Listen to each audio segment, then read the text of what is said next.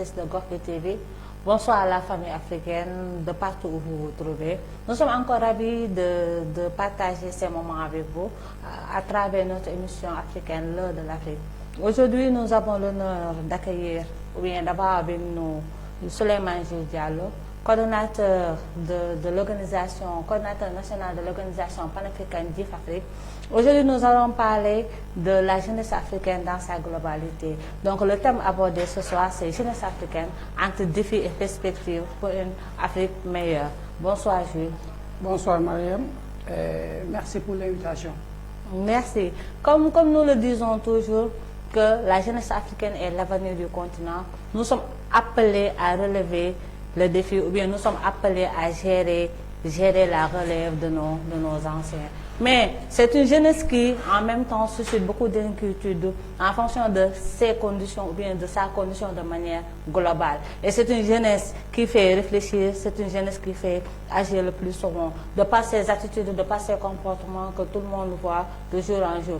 Et de ce fait, certains disent, est-ce que cette jeunesse est apte à gérer l'avenir? Est-ce que cette jeunesse est prête à construire l'Afrique dont nous tous nous rêvons? Jules, ce soir, est-ce qu'on peut dire que la jeunesse africaine est prête, ou bien la jeunesse africaine a-t-elle suffisamment confiance en elle pour incarner cette relève dont elle est chargée de gérer comme prédit?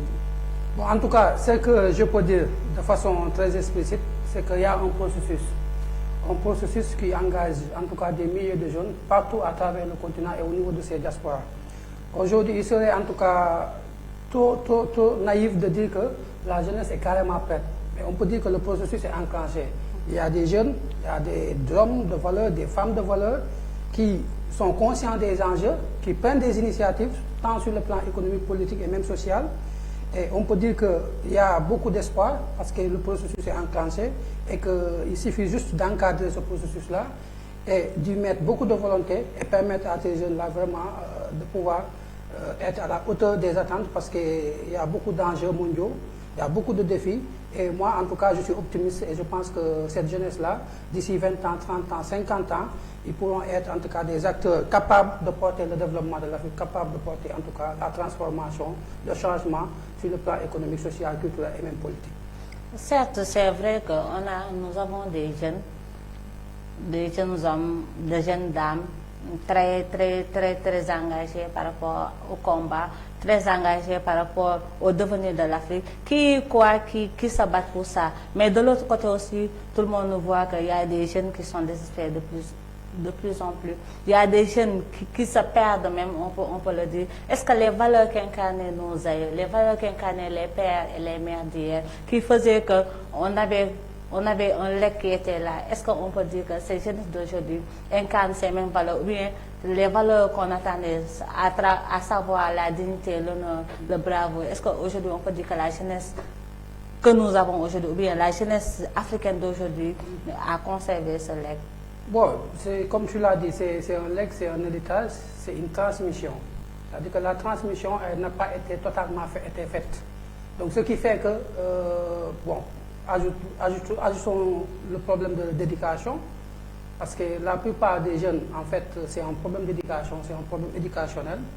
Donc nos aïeux n'ont pas pu, en fait, faire toute la transmission par rapport au patrimoine culturel africain.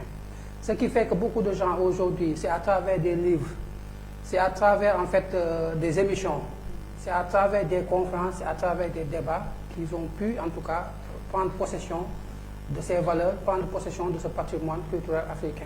Ce qui fait que dans sa majorité, les populations africaines n'ont pas pu carrément s'approprier de leur tradition. Ce qui fait qu'en fait, effectivement, en termes de valeurs, en termes, disons, de dignité, en termes de principes, il y a beaucoup de choses qui ont été perdues. Maintenant aussi, il faut se dire que nos sociétés ont été en contact avec d'autres sociétés. Donc il y a une influence extérieure qui fait que les sociétés sont en mutation permanente. Et beaucoup de jeunes aujourd'hui, à travers des émissions de télé, à travers Internet, à travers même des livres, se sont appropriés d'autres valeurs, se sont appropriés d'autres modes de pensée, se sont appropriés en tout cas d'autres façons de voir le monde, et ce qui fait que parfois ils sont en déphasage avec la réalité africaine, avec le comportement africain avec même, disons, les valeurs et même, disons, la moralité africaine. Parce que la moralité africaine, ce n'est pas la moralité occidentale, elle n'est pas la moralité asiatique. Donc quand les sociétés commencent à s'imbriquer, forcément, il y a des mutations qui vont se faire, et ces mutations sociales-là, des fois, ont un impact sur la psychologie des jeunes, sur leur comportement, sur leur façon de voir le monde, et même par rapport aux valeurs.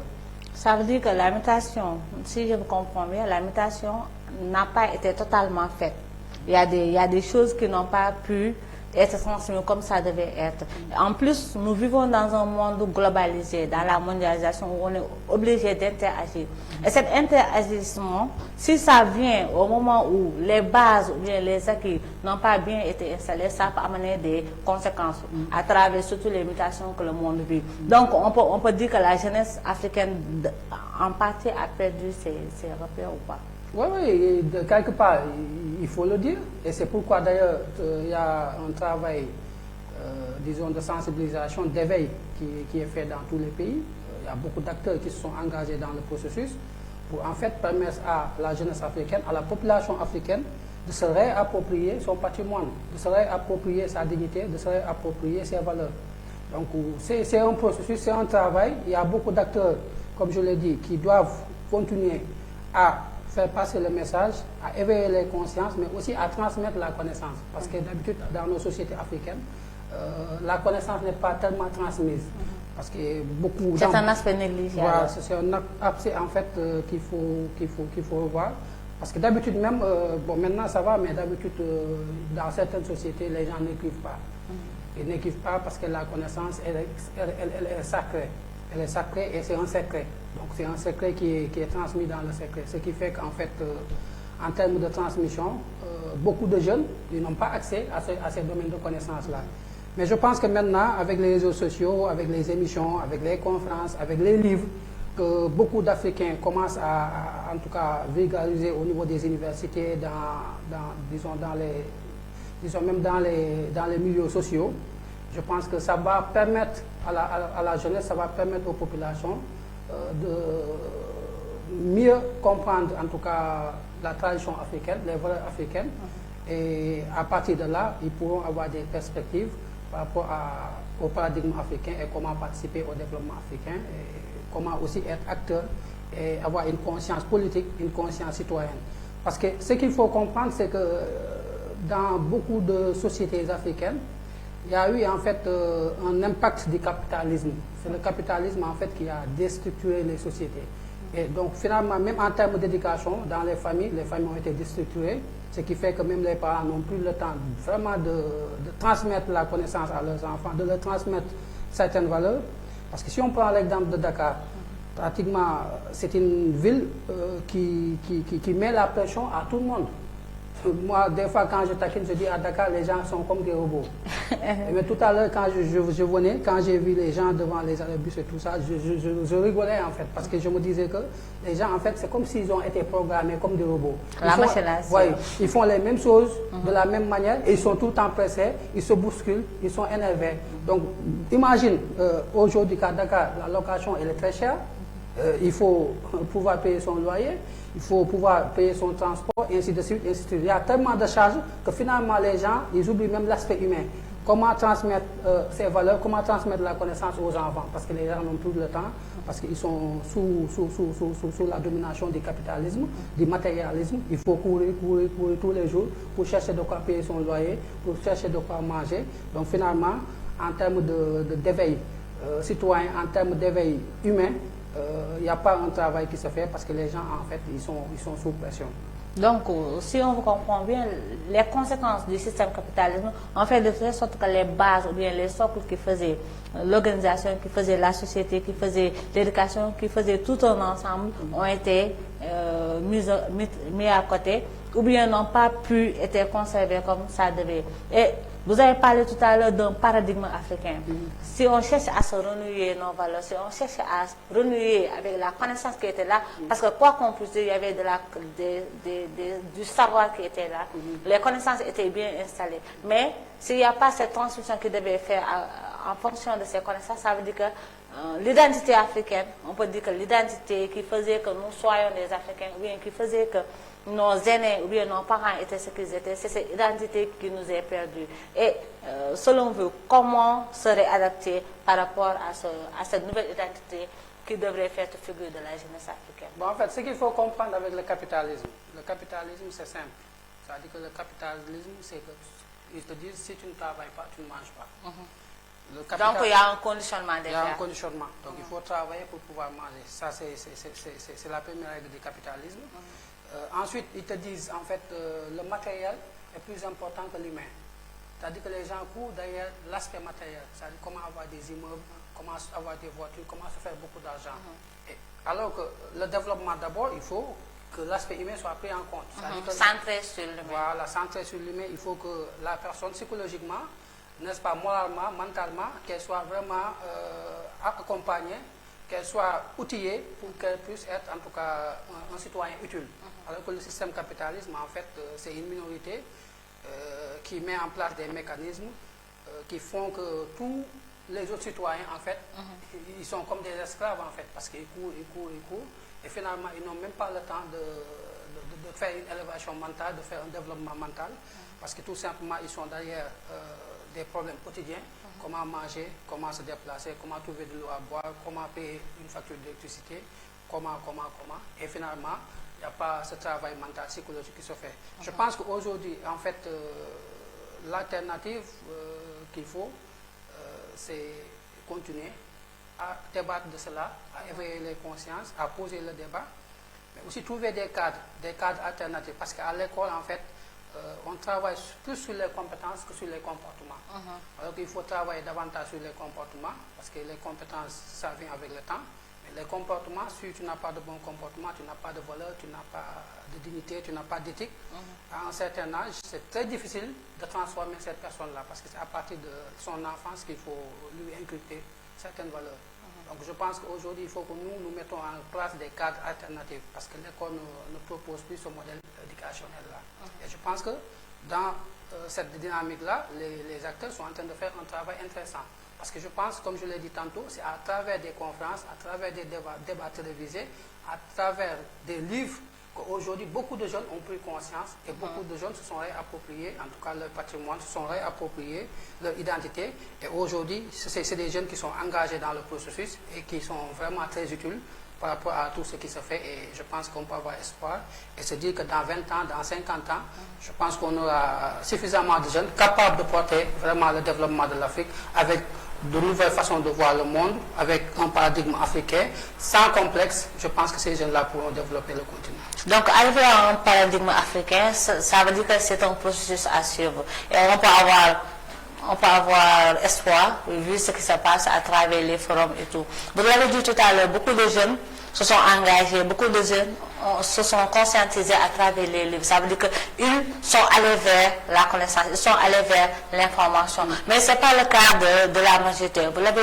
tout à l'heure dit que le système qui prédomine dans ce monde fait que l'évolution est plus priorisée. Ça veut dire que tout le monde veut réussir, coûte que coûte. L'essentiel, c'est de réussir. Et on a vu que ce qui fait le paradigme africain, c'est au niveau de l'éducation, les contenus. Et on a vu que dans nos pays, dans la majorité de nos pays, c'est un aspect qui pose problème. Parce que nous savons que les contenus que nous avons dans le système éducatif ne collent pas avec le paradigme africain dont nous espérons. Et c'est là où aussi la jeunesse africaine a un réel défi à élever. Faire en sorte que ce dont nous avons besoin nous soit inculqué à bas âge, que nous grandissons avec pour savoir que on programme l'Africain de demain dans 50 ans, comme vous l'avez dit tout à l'heure, l'Africain que nous devons avoir serait prêt à décoller l'Afrique économiquement. Et ça, c'est tout un processus qui fait ça. Nous savons que nous sommes en Afrique une population dans sa majorité jeune. Une population où on dit que la majorité a entre 14 et 35 ans. Et quand dans les instances internationales, quand on parle de l'Afrique, on parle de sa démographie. Alors que la démographie dans plusieurs pays, comme en Chine, en Inde, la démographie est un atout. Pourquoi en Afrique, la démographie poserait un problème?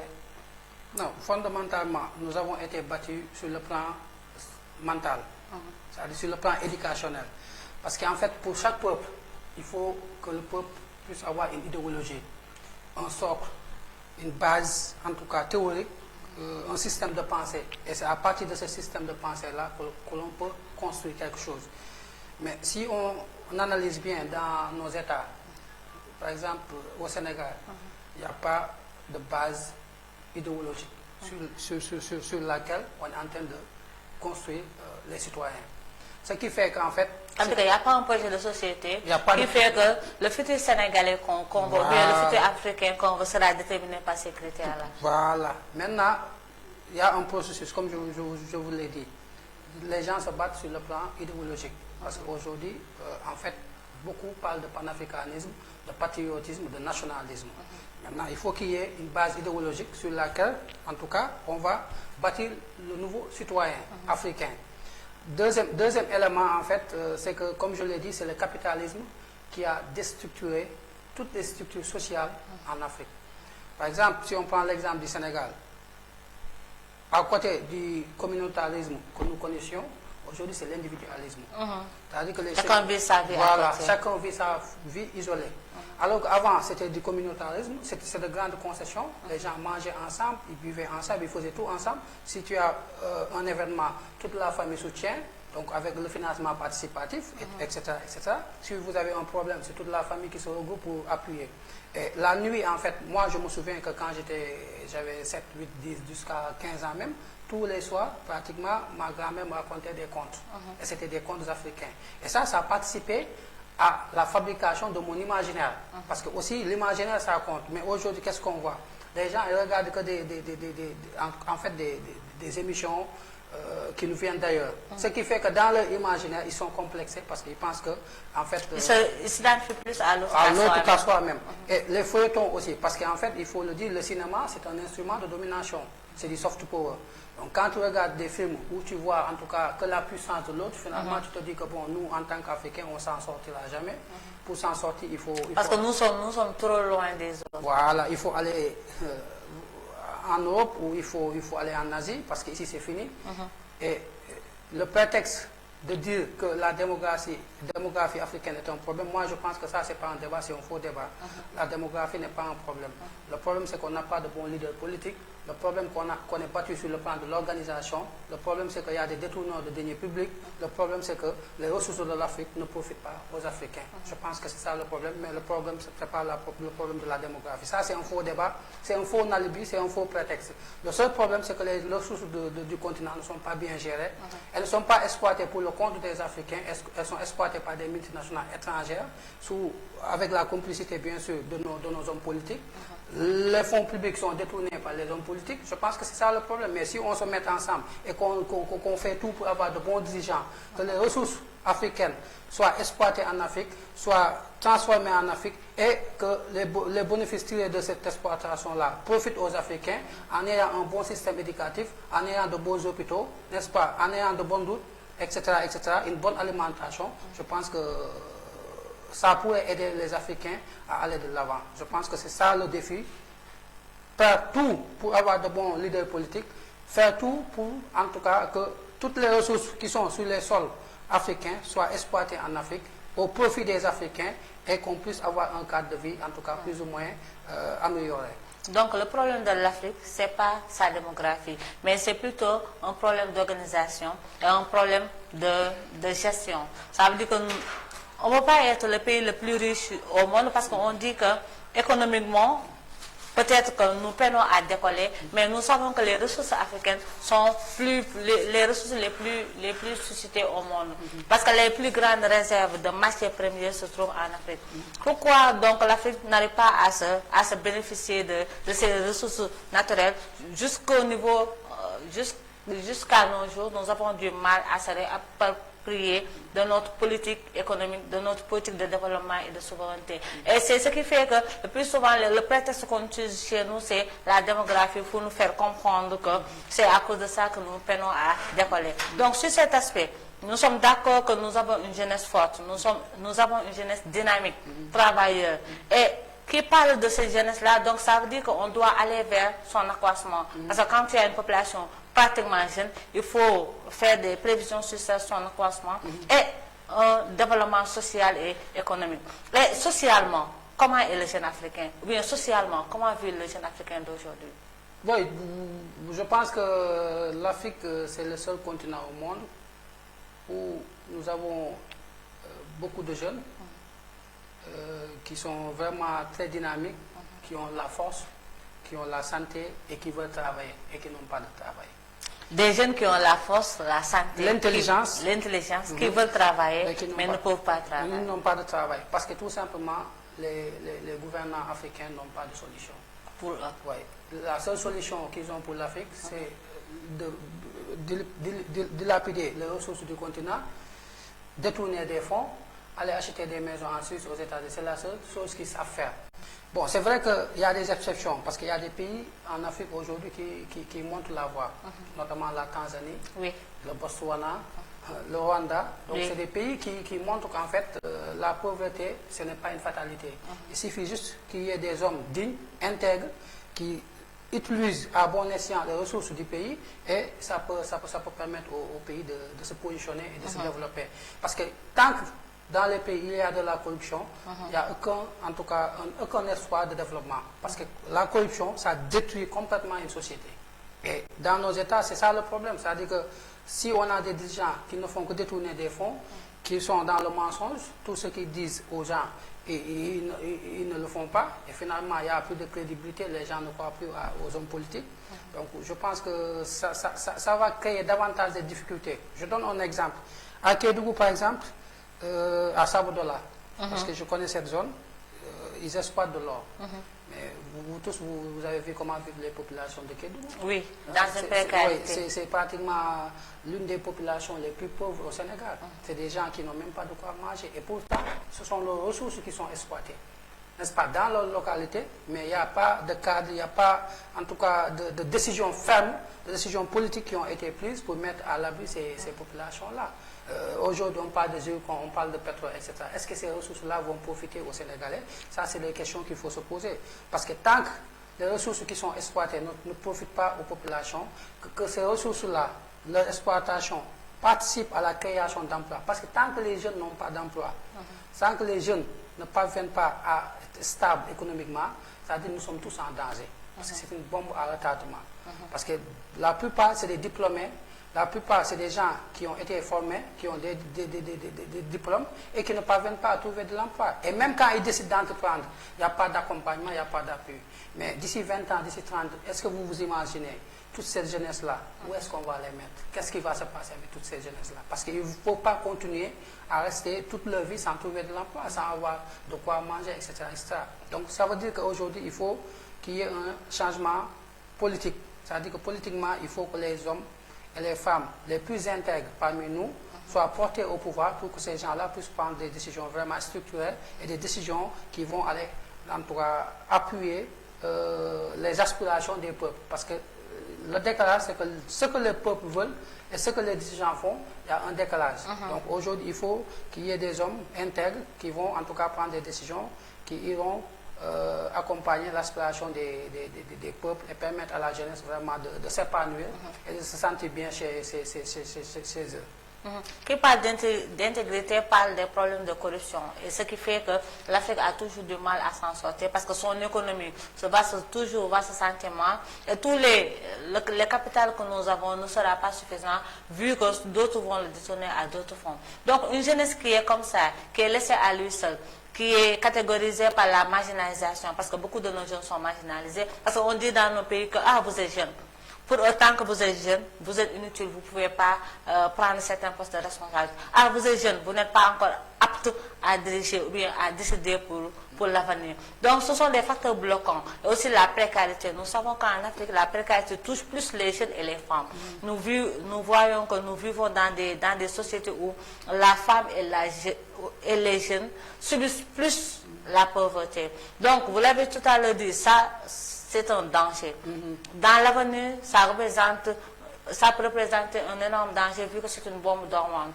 Maintenant, quelle est la responsabilité de ces jeunesses? Est-ce que ces jeunesses doivent toujours continuer à croiser les bras, à dire que non, il y aura des gens intègres qui vont demain prendre la relève et vont trouver des solutions pour nous? Ou bien ces jeunesses sont appelées à y contribuer d'une quelconque manière pour y arriver soi-même? Non, nous sommes le changement que nous voulons.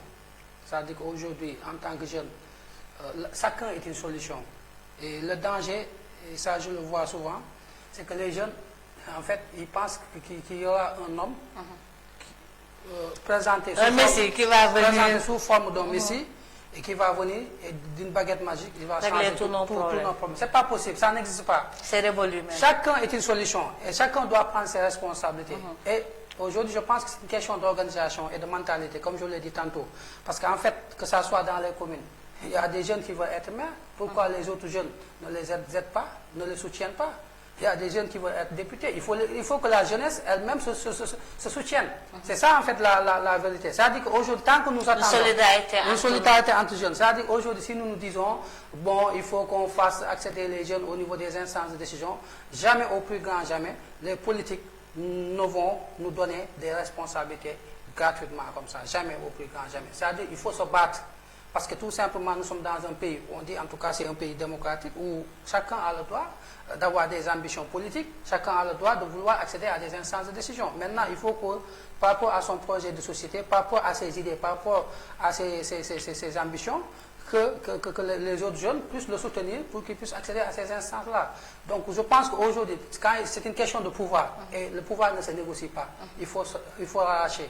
C'est un rapport de force. Rapport de force, et pour ce rapport de force-là, il faut de l'organisation, il faut une solidarité entre jeunes, il faut que les jeunes se fassent confiance, il faut qu'ils soient solidaires, il faut qu'ils s'auto-appuient pour que ce projet-là puisse se faire.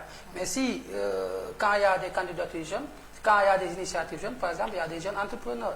Mais quand vous voyez un jeune entrepreneur, il faut le soutenir.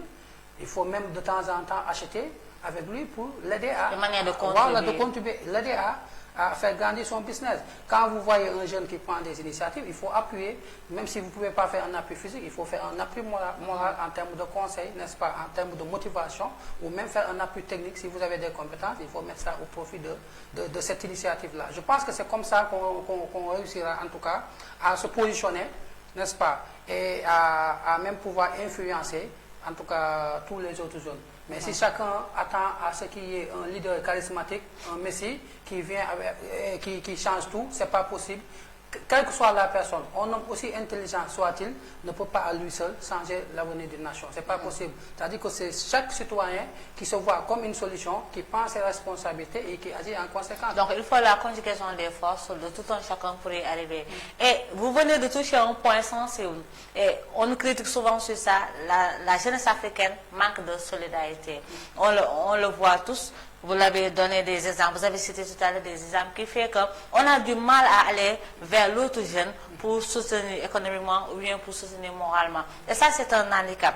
Et tant que nous sommes dans ces carcans-là, nous aurons du mal à avancer. Et c'est un état d'esprit qui est là. On dit quoi, l'autre, il est jeune comme moi, donc il y a un problème. Soit c'est l'égocentrisme, on a vu ça surtout sur le combat panafricain, quand on voit la lutte, de plus en plus on voit des jeunes qui incarnent l'avenir de ce combat-là, mais il y a toujours l'ego qui prend le dessus, qui fait qu'on a du mal à y aller ensemble. Et vous l'avez dit, seul, personne ne pourra pas trouver toutes les solutions ou bien y arriver à amener toutes les solutions qu'il faut. Il faut qu'on y veuille, qu'on y aille en équipe. Pourquoi? Quel est l'état d'esprit qui fait que les jeunes africains ont du mal à se donner la main, ont du mal à avancer ensemble? On a vu l'intégration africaine qui a été partout créée, on a fait des slogans pour ça, mais jusqu'à présent, même chez nous, dans nos communes, ou bien dans nos communautés, nous avons du mal à se donner la main pour le bien de tous. Bon, je vais répondre en utilisant comme exemple le studio dans lequel nous sommes. Est-ce que vous pensez que la caméra elle est plus importante que le micro?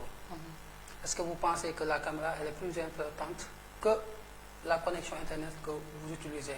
Est-ce que vous pensez que seul le micro est utile, que l'ordinateur que vous utilisez pour diffuser n'est pas utile? En fait, c'est la même chose. C'est-à-dire que chacun a un rôle. C'est-à-dire que c'est pourquoi des fois, c'est des acteurs. Il y a des gens qui agissent sur le plan politique, d'autres sont sur le plan économique, d'autres sont sur le plan social, d'autres sont sur le plan culturel. Chacun a un travail, en tout cas, par rapport à cette... Et l'apport de tout le monde, chacun est... Voilà, maintenant, il faut harmoniser toutes ces approches-là et mettre tout le monde ensemble. C'est vrai que la plupart des acteurs, parfois, ils ont tendance à développer un ego. Et moi, je pense même que c'est une faiblesse. Moi, je pense que quand tu as un ego dans ce combat, ça veut dire que tu n'as pas compris l'essentiel. Parce que beaucoup de jeunes les regardent, les suivent et les prennent comme des repères. Maintenant, s'ils voient que même ceux qui incarnent l'idéal de l'Afrique, ceux qui incarnent ce combat, ont du mal à y aller ensemble, est-ce qu'on pourra aussi porter le discours à dire, vous jeunes là, il faut vous donner la main. C'est ce qu'on appelle la fièvre du sommet. La fièvre du sommet, en fait, c'est quand vous commencez à avoir de l'aura. Et que vous commencez à être suivi, vous commencez à être médiatique, à être connu, à être célèbre. C'est comme si vous êtes une star, en fait. Et des fois, si vous n'avez pas une force mentale qui vous permet vraiment de travailler votre humilité, des fois, vous avez tendance à développer un ego. Parce que vous pensez que vous êtes arrivé au sommet. Donc, vous pensez que c'est tout le monde qui doit se mettre derrière vous, que vous ne devez pas vous mettre derrière quelqu'un. Alors que des fois, en fonction des circonstances, en fonction des situations, en fonction même des problèmes qu'on veut résoudre, il faut qu'il y ait un chef. Par exemple, quand on est dans le domaine médiatique, par exemple, nous, on peut dire que c'est vous qui devez être devant, parce que vous avez plus d'expérience, parce que vous avez fait des preuves, parce que vous vous y connaissez. Et nous tous, on soutient. C'est comme ça. Pour chaque situation, le plus apte doit être devant et il faut le renforcer. Donc c'est comme ça qu'il faut voir la chose. Il ne s'agit pas de compétition, il ne s'agit pas de concurrence. Mais nous sommes en tout cas tous engagés dans ce processus-là, parce que nous voulons tous que la situation change. Donc à chaque circonstance, il faut qu'on essaie de voir comment harmoniser, n'est-ce pas, toutes les approches, comment nous mettre ensemble pour accompagner le processus, pour que l'éveil se fasse, pour que la transformation soit en tout cas possible. Et je pense que il y a beaucoup d'initiatives qui sont prises dans ce sens. Et je pense que les gens vont comprendre les enjeux et ils vont comprendre qu'il faut se mettre ensemble pour vraiment changer la situation. Parce que si chacun va de son côté, nous sommes faibles. Il faut que nous soyons unis. Et je pense que c'est ce que disait Kourma. Il disait, tant que nous ne sommes pas unis, nous ne serons pas forts. Et je pense que Cheikh Anta aussi, c'est pratiquement...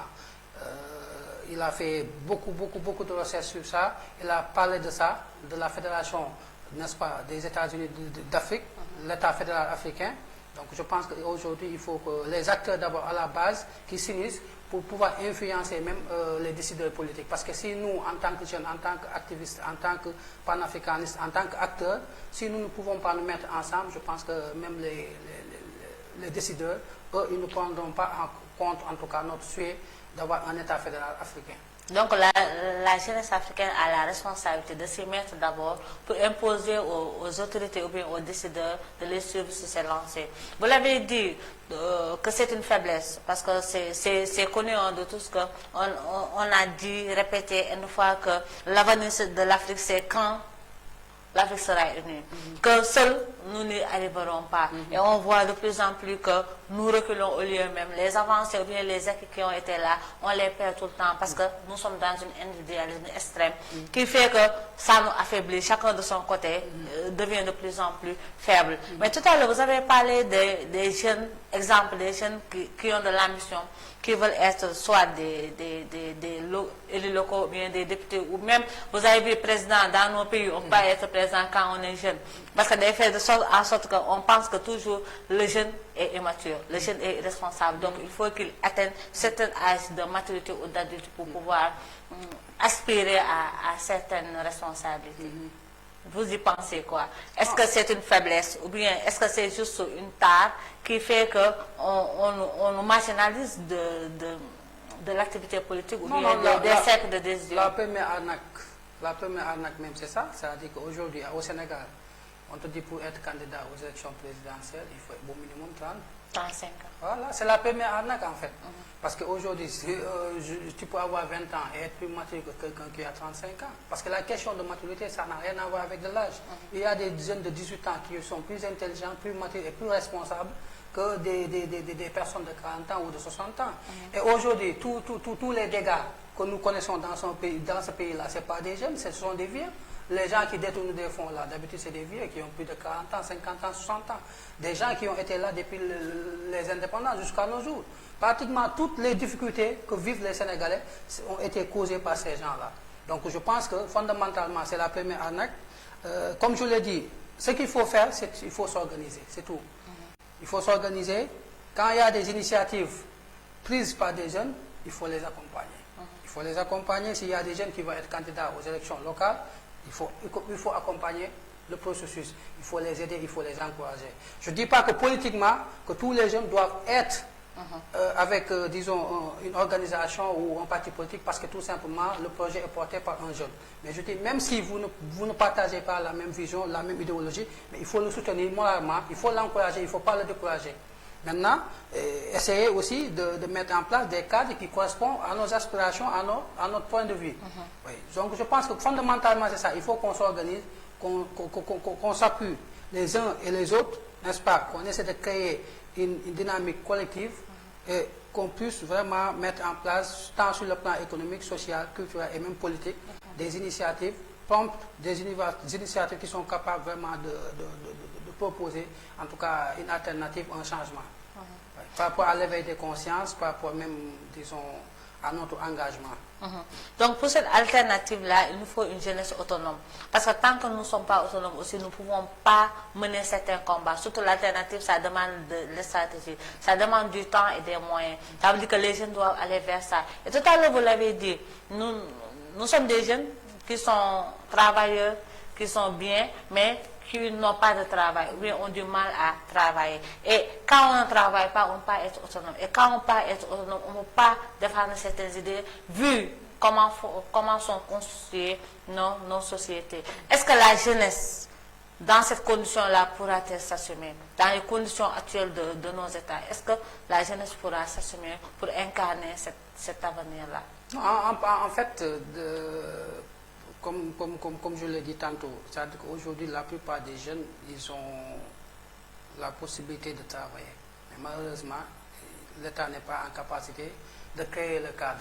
Mais on dit que cette jeunesse n'est pas qualifiée. Non, elle est qualifiée. Ça, c'est de faux arguments. C'est des arguments politiques. C'est-à-dire quand ils n'ont pas de solution, ils font tout pour dire que voilà, les jeunes n'ont pas suffisamment de compétences, la formation ne correspond pas, disons, aux offres d'emploi, etc., etc. Ça, c'est des prétextes. C'est des prétextes. Il y a des choses, je pense que c'est parce que tout simplement, ils le disent parce qu'ils n'ont pas de solution. Mais moi, je pense que la jeunesse sénégalaise, la jeunesse africaine, elle est tellement intelligente, tellement débrouillarde, que, en tout cas, il suffisait tout simplement d'avoir de bons dirigeants pour qu'elle puisse vraiment s'épanouir. Parce que si vous sortez d'ici, vous allez voir, c'est des jeunes qui ouvrent des boutiques, qui vendent des fruits, ils vendent des soucis, ils font n'importe quel type de travail pour s'en sortir.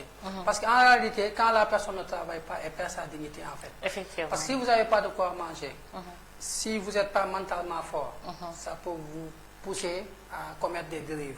Soit vous volez ou vous faites des trucs que normalement, si vous étiez dans de bonnes conditions, que vous n'aurez jamais pu faire. Donc le travail, d'abord, c'est une question de dignité. Parce qu'il faut que la personne puisse manger à sa faim. Mais malheureusement, dans nos États africains, le problème du chômage, je pense que chaque fois, les hommes politiques font des promesses pour dire qu'ils vont trouver des solutions par rapport au chômage, mais on se rend compte qu'ils n'ont pas de solution. Aujourd'hui, c'est pourquoi je dis que la solution, elle doit venir de chacun d'entre nous. Il ne faut pas attendre les décideurs, il ne faut pas attendre les hommes politiques. Il faut qu'on s'organise, qu'on prenne des initiatives pour qu'on puisse trouver des solutions et qu'on puisse avancer, sinon on va perdre beaucoup de temps. Donc, sur ce point, comment repenser les compétences par rapport à ça? Vous savez, des fois même les gens, c'est un système en fait, c'est le système capitaliste qui... Est-ce que dans ce système, alors, on peut repenser ou bien retransformer? C'est le système capitaliste en fait qui aujourd'hui même fait quoi aux gens, qu'il faut aller à l'école pour être intelligent, il faut aller à l'école pour avoir des compétences. C'est le système capitaliste en fait. Il y a des gens, ils n'ont jamais été à l'école, n'est-ce pas? Ils ont appris l'agriculture par la pratique. C'est-à-dire que c'est des fils d'agriculteurs. Ils l'ont pratiqué pendant 5 ans, pendant 10 ans, et ils ont même plus de compétences que certains ingénieurs agronomes. Donc ça, c'est le système capitaliste. Parce qu'il faut qu'il y ait des écoles de formation, que les gens s'inscrivent, qu'ils payent, n'est-ce pas? Il faut conditionner les gens. C'est un conditionnement mental en fait. On te dit, tu passes par là, tu passes par là, tu passes par là, tu passes par là. Si vous ne passez pas par là, tu n'auras pas cette compétence-là. C'est le système capitaliste. Mais il y a beaucoup de gens aujourd'hui qui ont beaucoup de compétences. Moi, j'ai vu des gens même qui font de l'infographie, qui n'ont jamais appris à l'école. Oui, il y a beaucoup d'autres des gens qui, au départ, ils ne savaient même pas comment allumer une machine. Mais maintenant, ils allument une machine, ils font de l'infographie. Ils font beaucoup de trucs que même les gens qui ont été formés dans les écoles de formation ne sont pas capables. capables de faire. Moi, tu vas au marché, tu vas voir des jeunes qui réparent des téléphones. Ils ne l'ont pas appris. Oui, ils l'ont. Mais c'est des compétences qui se sont développées au fil du temps. Parce que tout simplement, ils étaient capables, par curiosité, de tenter. Et au fur et à mesure, ils ont développé des aptitudes, ils ont développé des compétences. Donc, le fait de dire qu'il faut des diplômes, il faut ça, ça, c'est des bobards. C'est tout simplement le système capitaliste qui veut conditionner les gens, qui veut faire quoi aux gens. Il y a un chemin par lequel il faut impérativement passer pour avoir des compétences, pour avoir en tout cas un certain niveau d'intelligence. En principe, même ceux qui n'ont pas été à l'école sont plus intelligents que ceux qui, oui, c'est ce qu'on dit souvent. Qui ont été à l'école, parce qu'au niveau de l'école, en fait, c'est de la programmation. C'est de la programmation. C'est comme si tu paramètres ton téléphone. C'est-à-dire que quand tu paramètres, une manière d'assembler voilà, tu as paramétré ton téléphone, il n'y a que les informations, ou bien même en tout cas les fonctionnalités qui t'intéressent, qui sont sur le téléphone. L'école, c'est comme ça, on te paramètre et on met dans ton cerveau que les fonctionnalités ou même, disons, les aptitudes qui correspondent au système capitaliste. Donc c'est ça. Et des fois, on voit, c'est pourquoi des fois la plupart des jeunes, quand ils ont le diplôme, ce qu'ils font, ils ne font que chercher de l'emploi. Ils font 2 ans, ils prennent 2 ans pour chercher de l'emploi. Et il y a des gens, en fait, le budget qu'ils dépensent pour chercher de l'emploi, ils auraient pu créer leur propre emploi. Mais c'est parce qu'ils ont été paramétrés comme ça. Finalement, ils ne sont même pas capables de prendre des initiatives, de réfléchir, de sortir en tout cas de leur cadre formel. Et d'habitude, c'est comme ça que l'école paramètre les citoyens. Parce que le système a besoin des gens qui sont conditionnés. Donc vous êtes d'accord de ceux qui disent que le système éducatif doit être reformé? Non, ça c'est pas un système éducatif, c'est un système d'abrutissement des masses. Ça abrutit les gens. Le système actuel là, c'est un système qui abrutit les gens. Il faut aller à l'université pour comprendre. Il faut aller à l'université, tu vois les étudiants, tu discutes. Sur quoi vous basez pour dire que c'est un système qui abrutit les gens? Non, c'est le système qui abrutit. Parce qu'on a vu que beaucoup d'élites sont sortis de nos écoles et beaucoup de gens aujourd'hui qui font la fierté de nos pays sont sortis de ce système-là. Non, attends. Beaucoup de gens qui sont sortis de ce système-là, c'est exceptionnellement, qu'on peut citer certaines personnes comme référence. Exceptionnellement. Vous voyez, pourquoi nous manquons d'hommes politiques intègres dans ce pays? C'est le système éducatif. Le système éducatif en est responsable. Parce que le système éducatif, en fait, à part des gens qui, peut-être dans la famille, ont eu une autre éducation, et c'est cette éducation-là qui fait qu'en fait, ils n'ont pas pu être absorbés par le système éducatif. Mais la plupart des gens qui sortent de ce système éducatif-là, ils ne sont pas des citoyens, en fait. C'est-à-dire que ce sont des gens qui ont été juste formés pour travailler, gagner de l'argent, mais ils n'ont pas été formés pour servir leur pays, en réalité. Vous voyez? Et d'habitude, c'est des gens qui vont plus, disons, apprécier ce qui se passe en Europe, aux États-Unis, ailleurs, que des gens qui prennent des initiatives de responsabilité pour changer ce qui se passe dans ces pays-là. Pourquoi j'ai dit que c'est un système d'abrutissement? C'est parce qu'il y a un échec. Un échec de nos écoles. Un échec de notre modèle de développement d'abord. Est-ce que nous avons même un modèle de développement? Voilà, c'est pourquoi je dis c'est un échec. C'est-à-dire que pendant 60 ans ou plus, parce que l'école sénégalaise, elle a plus de 2 siècles. Oui. Elle a plus de 200 ans. Depuis la colonisation. Oui. Maintenant, une école qui fait 2 siècles, qui n'est pas capable de produire le développement. Parce que le développement, à la base, d'abord, c'est l'éducation. N'est-ce pas? La formation des cadres, la formation des citoyens. Et ce sont ces citoyens ensuite qui doivent porter le développement. Maintenant, 2 siècles, on n'est pas capable de nous développer. On est toujours dans la pauvreté. Ça veut dire que ce système éducatif-là, il a échoué. Ce système éducatif-là, en fait, il a été conçu juste pour, en tout cas, prendre les Sénégalais, n'est-ce pas, les formater, les conditionner pour qu'ils continuent le travail, n'est-ce pas, du colonisateur. Parce que le colonisateur, à un moment donné, il devait partir. C'est pourquoi nous avons une administration de commandement où les gens ne font qu'obéir aux ordres. La plupart des cadres, quand ils accèdent à certaines postes de décision, ils ne font que détourner des fonds. Parce qu'en fait, ils sont dans le matérialisme. L'école ne met pas beaucoup de valeur et quand ils n'ont pas la chance d'avoir dans leur famille une éducation qui leur permet d'être dignes, d'avoir des valeurs, donc forcément, ça donne ce que ça donne. Donc le système a beaucoup contribué à l'Afrique que nous avons aujourd'hui, ou bien au pays que nous avons, parce qu'ils sont programmés à être comme ça. Et le système a fait de telle sorte que nous avons des complexes qui peuvent servir l'extérieur, mais qui ne peuvent pas servir leur pays et leur nation. Donc dans ce cas, comment le jeune africain peut-il faire en dehors, parce que de nos autorités, on ne peut pas attendre aujourd'hui que ça change. Parce que depuis des années, on dit que l'école a connu ses limites, qu'il faut changer le système éducatif dans nos pays de manière générale, surtout l'Afrique francophone. Mais on a vu que les dirigeants ont du mal à suivre. Aujourd'hui, comment le jeune africain peut-il faire pour se départir et tuer ce complexe totalement de sa vie? Ce qu'il faut comprendre ici, la plupart des jeunes ou des militants qui sont engagés pour que l'Afrique soit digne, pour que l'Afrique soit unie, le niveau de culture générale, en fait, est lié au cadre qu'ils fréquentent. L'environnement. C'est-à-dire souvent, c'est des gens, même s'ils vont à l'école, mais ils vont à des séminaires. C'est des cadres qui ne sont pas formels. Il va participer à des séminaires. Des fois, il fait des débats.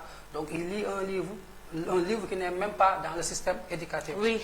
Vous voyez? On a même du mal à trouver. Dans le système éducatif. Dans le circuit formel, ces livres-là n'existent pas. Donc, c'est souvent un militant qui lui passe le livre, il le lit, et ça développe, n'est-ce pas, son esprit, et ça lui donne une culture générale exceptionnelle.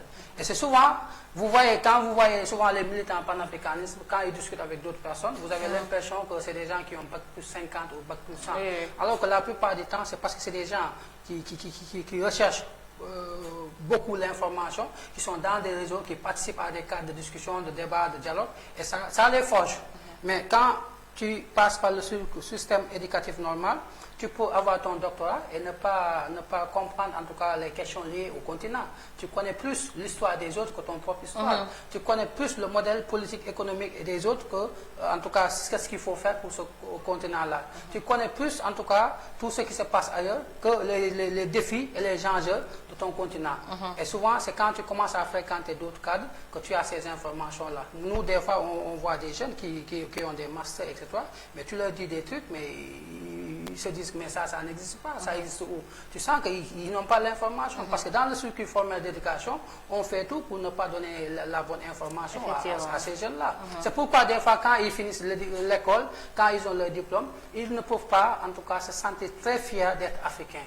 Parce que tout simplement, dans leur parcours, cet aspect-là, cet aspect mental, psychologique n'a pas été pris en compte. Et la fibre patriote, qui fait que nous soyons ce que nous sommes, le plus souvent tués avec ce système-là, qui fait que on s'identifie plus à l'autre qu'à nos réalités. Maintenant, on a vu ce qui s'est passé au Sénégal avec la jeunesse en mars. Et c'était des moments terribles où la jeunesse s'est manifestée d'une manière ou d'une autre. Même si on peut revenir sur les faits qui ont provoqué ça, mais la jeunesse avait son mot à dire et la jeunesse a fait passer son message. On a vu ce qui s'est passé en Côte d'Ivoire, avec aussi la jeunesse. On a vu aussi ce qui s'est passé au Mali. Et récemment, on a vu le cas du Congo. Et de plus en plus, on voit une jeunesse qui boue. De plus en plus, on voit une jeunesse qui est sur le qui-vive. Qui fait que quelque chose, cette jeunesse explose ou bien manifeste une violence extrême. Et aujourd'hui, qu'est-ce qui fait que, selon vous, en tant que vous êtes coordinateur national d'une organisation panafricaine de jeunesse, vous êtes tout le temps sur le terrain avec les jeunes, vous les pratiquez, vous êtes tout le temps avec eux. Quel est l'état d'esprit qui anime aujourd'hui qui fait que les jeunes sont intolérants par rapport à certains? Bon, quelque part, c'est un désespoir, c'est des frustrations. Et quelque part aussi, c'est parce qu'il y a un niveau de conscience politique élevé des jeunes. Donc, au niveau de conscience. Il y a trois catégories. Il y a des gens, ils font ça parce qu'ils sont frustrés. D'autres, c'est une manière de montrer la frustration. frustration. D'autres, ils sont désespérés. Ils se disent que c'est fini. Ils vont pas. Il n'y a plus d'espoir. Il n'y a plus d'espoir. C'est bon maintenant. Ouais, c'est pourquoi ils développent cette violence-là. Il y a une troisième catégorie. C'est une catégorie de jeunes qui ont une très grande conscience politique. Donc, ils ont un niveau de conscience politique qui, même parfois, est très en avance par rapport même aux décideurs. Donc, parfois, ils ne peuvent pas accepter certaines choses. Parce qu'ils se disent que ça, c'est pas normal. Ils ont compris les enjeux. C'est des gens qui ont voyagé, qui sont sur les réseaux sociaux, qui voient ce qui se passe ailleurs. Ils ont compris les enjeux, ils ont compris les défis de l'heure et aujourd'hui, ils ne peuvent plus attendre. Parce qu'il faut que ça bouge, il faut que l'Afrique change, il faut que les gens, en tout cas, puissent rester sur le continent et vraiment construire leur avenir. Et c'est pourquoi ils mettent la pression, n'est-ce pas, aux dirigeants, ils mettent la pression aux gouvernants. Et des fois, c'est sous des formes violentes. Et c'est ce qui est le plus souvent. Voilà, souvent c'est sous des formes violentes, parce que parfois, au-delà du... Parce qu'on peut montrer sa frustration, on peut s'indigner sans violence. Pourquoi on a toujours besoin d'utiliser la violence pour faire comprendre à l'autre que nous sommes fatigués de telle situation ou de telle position? Non, vous savez, en fait... Est-ce qu'il n'y a pas d'autre manière? Non, ça, vous savez, des fois... Parce qu'on dit l'Africain est violent. Non, en fait... Quand il y a quelque chose qui ne marche pas, il le montre avec la violence. Non, en fait, la violence, ça veut dire que c'est ça aussi le problème. C'est comme ça que nous avons été éduqués. Nous pensons que la violence, c'est quelque chose de mauvais, n'est-ce pas? Et nous pensons que peut-être la passivité ou même, disons, prôner pour la paix, c'est ça une vertu. Je donne un exemple. Je donne un exemple parce que je discute souvent avec un ami, je l'appelle le théoricien de la pensée. Il me dit, même Dieu, quand il te donne la pluie, des fois, il utilise la violence. Il te donne la pluie, mais il utilise la violence. Le tonnerre. Tu vois, quand il pleut, des fois, il fait des pluies qui te fait peur. Il te donne de l'eau, c'est la vie, il te donne la vie, mais il utilise la violence. Vous voyez, et quand une femme donne naissance, des fois, tu vois, c'est violent. C'est douloureux. C'est douloureux, c'est violent. Donc, c'est pas que la violence n'est pas en fait il ne faut pas avoir cette façon de voir là. Quand il y a de la violence, on dit que c'est mauvais. Non, non, non. La violence, ça fait partie, en tout cas, du comportement humain. N'est-ce pas? Et parfois, elle peut se justifier. Mais ce qu'il faut comprendre, c'est qu'il y a trois catégories de personnes, globalement dans nos sociétés. Il y a des gens qui sont désespérés complètement. Ils se disent que c'est fini. Ils n'ont plus espoir à rien. Ils n'ont plus espoir. Ils ne font plus confiance à personne parce qu'ils se disent que c'est fini, ça ne faut plus marcher. Il y a une autre catégorie, ils sont frustrés par rapport à des faits politiques. Il y a une troisième catégorie, comme je l'ai dit, c'est des gens qui sont conscients des enjeux et qui ne peuvent plus attendre. Parce qu'ils savent que ça doit changer. Ils savent que nous avons tout le potentiel qu'il faut pour vraiment changer ce continent-là. Nous avons beaucoup de ressources, n'est-ce pas? Nous avons des jeunes qui sont en capacité de travailler. Nous avons des intelligences qui sont là, n'est-ce pas? Nous avons des volontaires qui veulent que le continent change, mais malheureusement, nous n'avons pas encore, en tout cas pour la plupart des pays, de bons dirigeants politiques. Et aujourd'hui, cette jeunesse-là, elle est pressée. C'est une jeunesse qui a voyagé. Quand tu voyages, tu vas dans d'autres pays, tu vois ce qui se passe là-bas. Tu vois qu'aux États-Unis, ils réussissent à développer leur pays. En France, partout, tu vois que le niveau de développement est très élevé, mais tu as envie que chez toi aussi, que ça soit pareil. Ça soit pareil. Et c'est normal. Voilà. Et quand tu vois aussi le niveau de pauvreté des populations, tu as envie, humainement, tu as envie que ça change. Parce que tout simplement, tu sais que fondamentalement, c'est parce qu'il y a des gens qui détournent des fonds, c'est parce qu'il y a des gens qui dilapident le trésor public. C'est pourquoi, en fait, nous sommes dans cette situation catastrophique. Okay. Et ça ne peut pas continuer. On ne peut pas laisser une poignée d'hommes et de femmes détourner des fonds, voler l'argent du contribuable et que la majorité soit dans des conditions précaires. Donc aujourd'hui, il est temps que chacun prenne ses responsabilités pour que le pays change, pour que le continent change. Parce qu'il faut que ça change. Souleymane Jules Diallo, à quel idéal africain devrait aspirer les jeunes aujourd'hui? Il faut un État fédéral. Il faut un État fédéral africain. Donc c'est indispensable. C'est indispensable et je pense que Cheikh Anta l'a dit, Nkrumah l'a dit, et aujourd'hui même tous les leaders... Donc c'est un impératif. Voilà, tous les leaders qui comprennent les enjeux, ils savent qu'il faut un État fédéral africain. C'est vrai qu'au début, il faut que chaque pays, n'est-ce pas, que les gens se battent, que les gens s'organisent, pour au moins avoir une certaine souveraineté nationale, pour ensuite voir comment converger vers un État fédéral africain. Parce que tant que nous ne sommes pas forts sur le plan militaire, sur le plan politique et sur le plan économique, nous serons toujours dominés. Parce que c'est ça, en fait, c'est un jeu de pouvoir. C'est-à-dire que chaque nation essaie de dominer l'autre par rapport aux intérêts de son peuple. Maintenant, nous, en tant que peuple africain, nous, en tant que Sénégalais, nous devons nous battre pour avoir notre souveraineté nationale, avoir des hommes et des femmes qui sont capables de porter, en tout cas, les aspirations du peuple, qui vont gouverner ce pays-là dans la transparence, n'est-ce pas, et qui ne vont pas, en tout cas, détourner les fonds publics.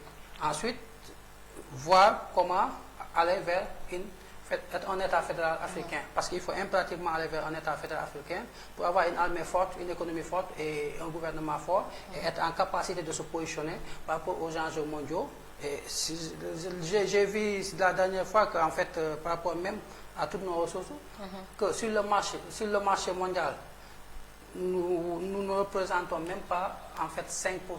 Oui, des Ouais, échanges. ouais. C'est-à-dire qu'aujourd'hui, nous ne sommes même pas capables de transformer nos ressources, de les positionner sur le marché mondial, n'est-ce pas? Et de se positionner en tant que puissance. Parce que c'est ça en fait. Le leadership. Oui, soit on est puissant, soit on est faible. Si vous n'êtes pas puissant, les puissants, ils vous écrasent. Maintenant, pour être puissant, il faut s'organiser, n'est-ce pas? Il faut avoir un État fédéral africain, une armée forte, comme le dit Cheikh Anta. Il faut avoir aussi une économie forte et des hommes politiques forts. Et c'est ça, fort, parce qu'il faut être fort. Si on n'est pas fort, on se fait écraser. Quand on développe un complexe vis-à-vis de l'autre, forcément, il vous écrase. Donc, il faut des gens décomplexés, qui sont forts, qui sont mentalement, en tout cas, préparés à porter, en tout cas, la destinée de notre nation, de notre peuple. Et ces gens-là vont positionner le continent sur le plan mondial et ils vont compétir. Ils vont compétir avec les autres États et ils vont aussi être à égale dignité avec les autres nations. Je pense que c'est ça, il faut se battre sur ce plan-là. Très important. Malheureusement, nous sommes arrivés presque à la fin de notre émission. Souleymane Jules, quel message vous adressez à la jeunesse africaine de manière générale? Bon, mon message, c'est de dire à tous les jeunes, il faut garder espoir. Il faut garder espoir parce qu'on a tout pour changer ce continent. Il faut continuer le travail d'éveil, de communication, n'est-ce pas, mais aussi d'organisation, parce qu'il faut forcément que nous soyons bien organisés, bien structurés pour qu'on puisse impacter.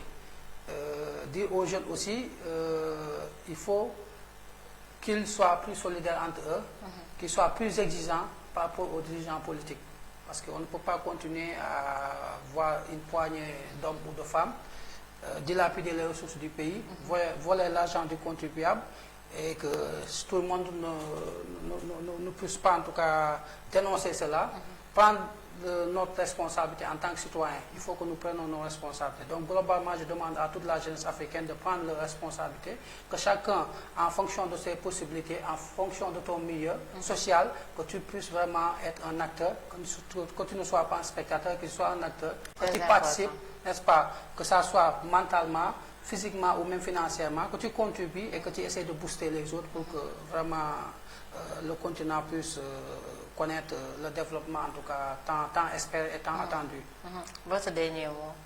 Bon, vous remercier pour l'invitation et dire que, en fait, c'est très intéressant ce type d'émission parce que je pense qu'aujourd'hui, il y a beaucoup d'enjeux et beaucoup de défis. Et les enjeux, surtout sur le plan économique, parce que toutes nos ressources sont en train d'être exploitées. Et nous avons une jeunesse qui est au chômage. Vous avez une population très pauvre.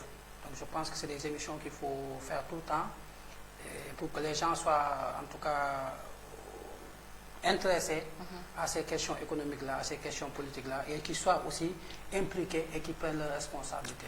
Donc merci à vous. Aujourd'hui, l'heure de l'Afrique recevait Souleymane Jules Diallo, le coordonnateur national de l'organisation pan-africaine Juif Afrique. Et c'était un plaisir de l'avoir et merci pour la disponibilité et pour la pertinence des idées.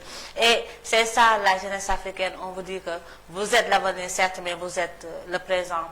Et c'est aujourd'hui que les choses se définissent et sans solidarité, sans la responsabilité individuelle et l'engagement de tout un chacun, nous aurons du mal à relever les défis, nous aurons du mal à construire cette Afrique-là dont nous rêvons tous. Et sur ce, je vous dis merci, chers téléspectateurs de Dakar, chers téléspectateurs de Gorgui TV, et je m'excuse. Et je dis aussi merci aux internautes qui nous suivent sur Facebook et sur YouTube. Et je dis aussi merci à l'équipe technique qui est toujours là pour veiller à ce que tout se passe bien, que vous pouvez nous suivre dans les meilleures normes que possible. Et bonne soirée, je vous dis rendez-vous samedi prochain, même heure, pour un autre thème.